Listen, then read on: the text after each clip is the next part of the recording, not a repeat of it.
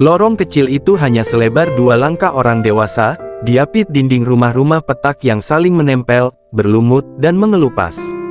Bau lembab dan sesekali aroma gorengan dari warung kecil di ujung gang menjadi bagian dari napas harian lingkungan itu. Di sana, hidup seorang perempuan tua bernama Hana, yang dikenal oleh anak-anak sebagai nenek lampu lorong. Setiap malam, tanpa absen satu malam pun sejak 2 tahun terakhir, Hana duduk di bangku kayu reyot di depan rumahnya. Matanya menatap kosong ke arah lampu jalan tua yang menggantung lemah di ujung lorong.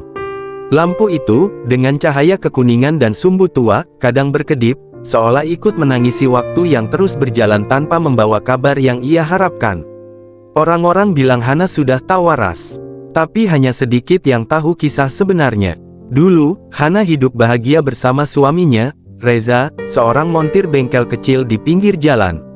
Mereka hidup sederhana, tapi tak pernah kekurangan kasih. Reza adalah laki-laki yang jarang bicara, tapi setiap ucapannya selalu membuat Hana merasa didengar dan dilindungi.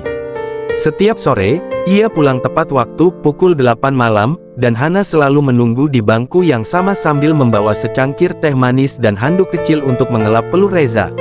Malam-malam mereka sederhana, makan malam di lantai beralas tikar, membicarakan hal-hal sepele seperti ayam tetangga yang kabur atau motor pelanggan yang mogok lagi.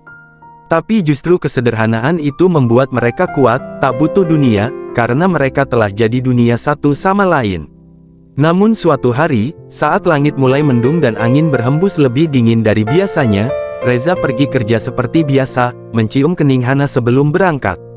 Ia bilang, kalau hujan, jangan keluar ya, nanti masuk angin, sambil menyelipkan senyum kecil. Itulah kali terakhir Hana melihatnya hidup. Reza tak pernah pulang malam itu. Telepon dari rumah sakit datang pukul 9. Truk besar dengan rem blong menabrak halte tempat Reza menunggu angkot. Ia tewas seketika, tubuhnya hancur. Tak banyak yang bisa dikembalikan selain jaket kerja berlumur darah dan dompet kecil berisi foto Hana. Hari-hari setelahnya terasa seperti hidup dalam kabut. Dunia tak runtuh sekaligus, tapi perlahan hancur bagian demi bagian. Suara Hana hilang, matanya selalu kosong. Ia duduk setiap malam di bangku yang sama, memandangi lorong yang sama, berharap langkah kaki Reza kembali menggema di antara dinding-dinding sempit itu. Tetangganya sempat mencoba menghibur. Beberapa pemuda menyumbang makanan. Seorang ibu membawa baju hangat. Tapi Hana menolak semuanya. Ia hanya ingin satu hal, kehadiran Reza. Setahun berlalu, lorong tetap sama, tapi Hana makin tua. Wajahnya keriput, tubuhnya mulai membungkuk, tapi kebiasaan malamnya tak berubah. Bahkan saat hujan, angin kencang, atau listrik padam, ia tetap duduk di sana. Kadang berbicara pelan, seperti sedang berdialog dengan kekosongan. Reza, kau lambat malam ini, capek ya? Tak apa, makanannya masih hangat. Kupanaskan lagi, ya, jangan tertawa terlalu keras, nanti tetangga terganggu. Anak-anak sering menertawakannya, nenek hantu, nenek gila, tapi Hana tak marah. Ia hanya tersenyum kosong. Beberapa malam, ia merasa mendengar langkah kaki. Gemetar, ia berdiri, menatap ujung lorong, tapi hanya bayangan dan suara angin. Namun suatu malam, di tengah badai hujan yang mengguyur tanpa henti, Hana melihatnya. Lampu tua itu berkedip hebat malam itu. Air menggenang di lorong. Suara gemuruh menyatu dengan hujan yang memukul atap seng. Tapi Hana tetap duduk, memeluk jaket Reza yang sudah robek di bagian lengan. Pukul 8 malam. Seperti biasa, tiba-tiba, suara langkah muncul.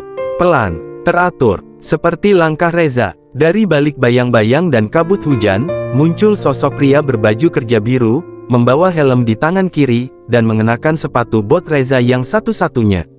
Hana berdiri, matanya membelalak, air matanya jatuh. Reza, pria itu tidak menjawab. Ia hanya berdiri di bawah lampu, wajahnya tertutup bayangan. Hujan seolah berhenti untuk Hana. Dunia diam. Ia melangkah pelan, ingin memastikan. Tapi saat ia mendekat 2 langkah, sosok itu hilang. Begitu saja, tanpa jejak, Hana jatuh terduduk. Tapi malam itu, ia tidak menangis. Ia tersenyum. Pagi harinya, seorang pemulung lewat dan menemukan Hana terbaring di bangku, memeluk jaket tua. Wajahnya tenang, seolah tertidur. Tapi napasnya telah pergi. Selamanya, orang-orang menyesal, sebagian menangis.